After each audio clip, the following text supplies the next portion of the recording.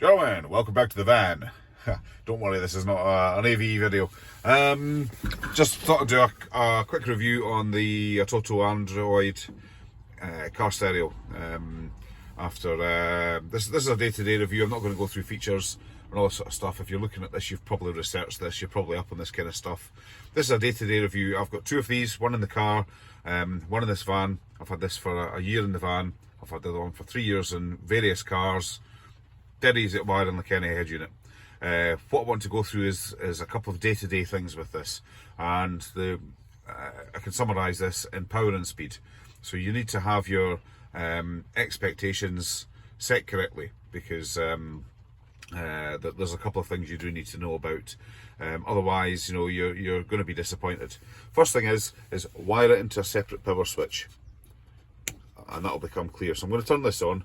We're at a minute into the video. You'll find this takes about a minute to boot. I'm going to prattle on in the meantime while this starts up and you can see this.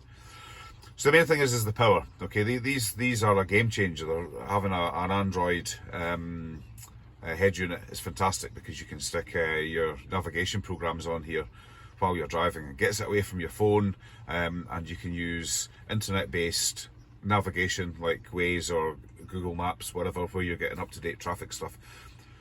A real game changer if you're travelling around the country at different times. You know, you're going to get road closures. It's going to reroute you much better than, you know, your Garmin's, your TomToms, your offline stuff. So that's really, really good. However, this is why I've wired the switch in here, the separate power switch. So this, by default, like all car stereos, if you take your ignition key out, turn your engine off, it's going to turn off. Now, when you fill up with petrol and turn it back on, there we go, we're at 2 minutes now, so that's taken a minute to boot. It's now got to find the Wi-Fi network. It's going to run the antivirus, which we'll talk about in a minute. It's going to start the dash cam, and then it's going to find the Wi-Fi signal, and then you can then open up your navigation program, which needs to log on to the network, blah de blah de blah, and you're 5 minutes in. And I've had it lots of times before I wired in a separate switch for it, where I've headed down the road, I've missed the junction, and I've ended up miles out of my fucking way in traffic, you know, rush hour traffic. So that's the first thing. It's dead easy to do.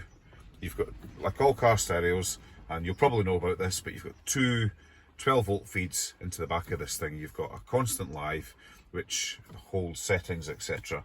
And that's the main, that's the main power feed. And you've also got a switch live, which connects the ignition. So all you've got to do is, from the constant live, take a wire off, stick it through the switch, and fire it into the switch live on the back there. If you're using a wiring harness adapter for you to interface with your vehicle, you make that change in the adapter, so you're not fucking about with your vehicle wiring or the wiring on the harness in the back of this. You know, you're doing it in the intermediate adapter piece. So that's the first thing. Absolutely essential. It also means you can sit in your motor and you can watch YouTube or whatever, you know, with anything turned on. This will flatten your battery really fucking quickly, you know. So I've got two batteries. It's a tranny van. It's got two batteries under the seat, a main and an auxiliary. It's on the auxiliary. I've also got leisure batteries in the back because it's a camper. But just be aware of that.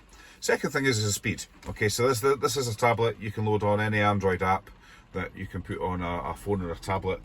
However, it's not got the fastest processor in it.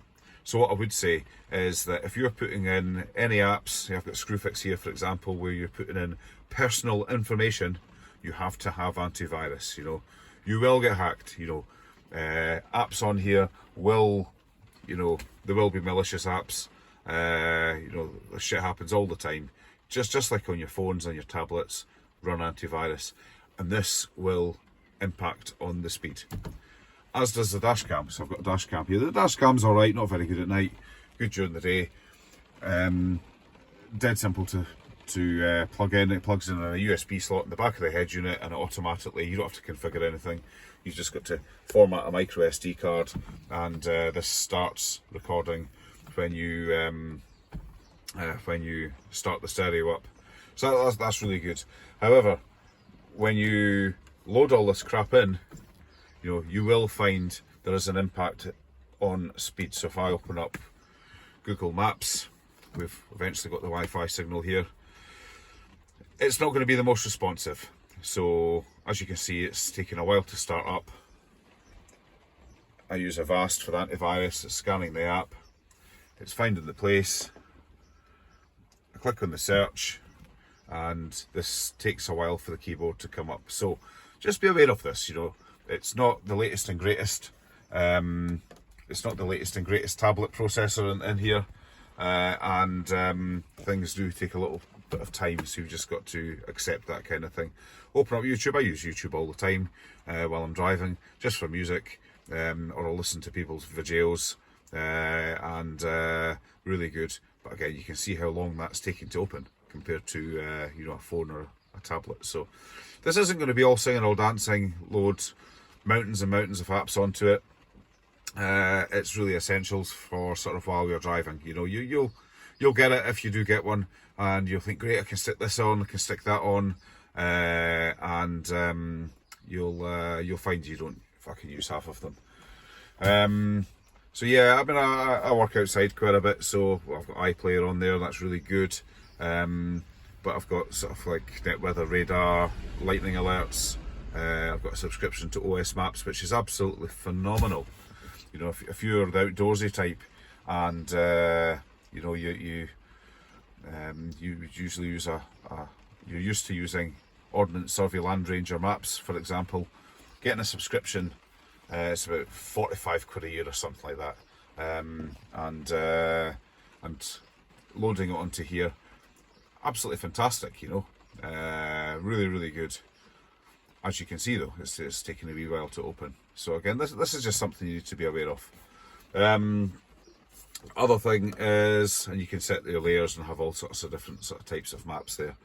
Other thing to be aware of is, and this is a well documented issue with the Atotos on the internet.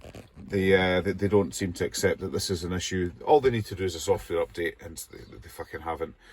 Is it forgets some settings. So your radio presets, when you you know, this is with a live feed, you know, wired up correctly.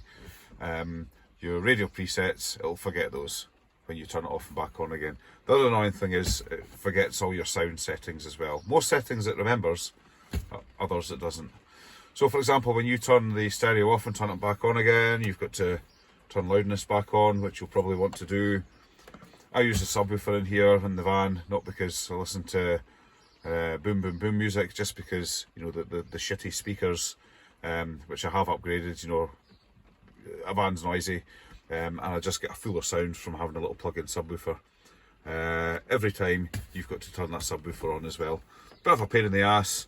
Atoto, you go back to the support and say this is the issue, and they come back and say you've not wired it in right. You've not got a constant live feed. That's utter bullshit. And fucking annoying. You know, they could just sort that so easily. It's just a software thing, but they haven't. So anyway, that's the main thing. So as I say, give it if you are going to use these seriously, you know, and use it for navigation and all this sort of stuff, stick it on a separate switch. It's dead easy to do.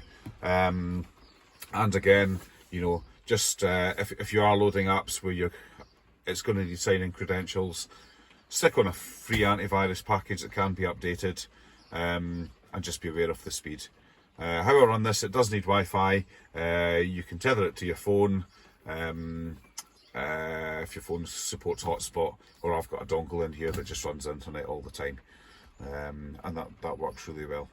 So there you go. Hope you found this useful, and have a look at some of my other videos on camper van related stuff, and sort of electronics, and you know, making things, all this kind of carry on. Yeah, hope you enjoy and find this useful. Cheers.